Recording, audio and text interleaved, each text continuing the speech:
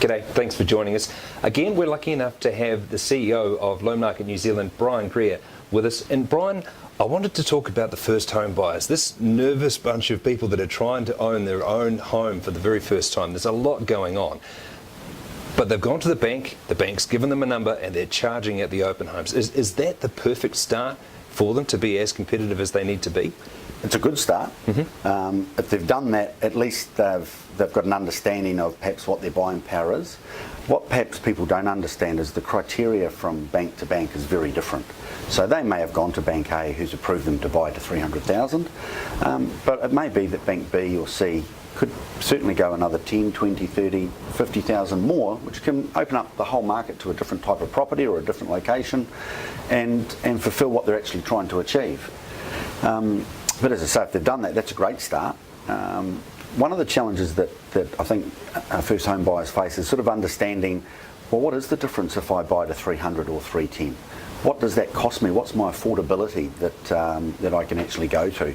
And the reality is, that, and most people wouldn't understand, that for an extra 10,000, they're talking $11, $12 per week, depending on the interest rate.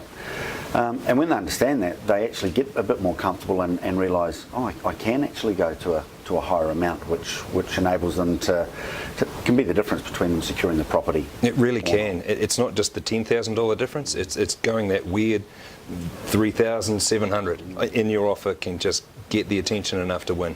And often it's just a confidence thing, knowing that they can actually do that. So great if they've got a pre-approval, but I'd certainly tell anybody that you're far better off to deal with the market, and that's what a good mortgage advisor will do. They'll deal with the market, and they'll ensure that, number one, you can borrow to your absolute maximum buying power that you were comfortable to.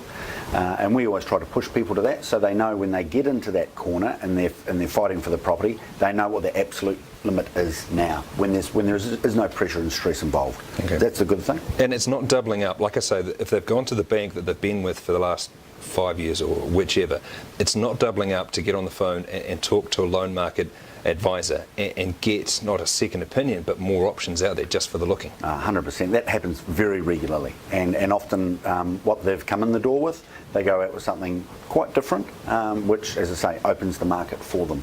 The other thing that everybody needs to be aware of is that there's a set of rules and regulations in the market now that are governed by the Reserve Bank, which restricts the amount of loans that banks can do for first home buyers if they don't have 20% deposit. So often banks are just full. So they might say no to the client where they would love to, but they just don't have any available funding at that level. So again, we deal with the market, we deal with all of the banks. So if Bank A may be full today, Bank B or Bank C may be able to help. There you go. So if you're a first home buyer, solid advice to get in touch with Loan Market. And if there's one in the family, a lot of parents are helping children into homes today as well. Just going to that one bank isn't necessarily going to be the best first answer as well. You need to be competitive, and I think for that you need to talk to a loan market advisor and put yourself in the game. Again, Brian, thank you very much for your time. Thanks, Graham.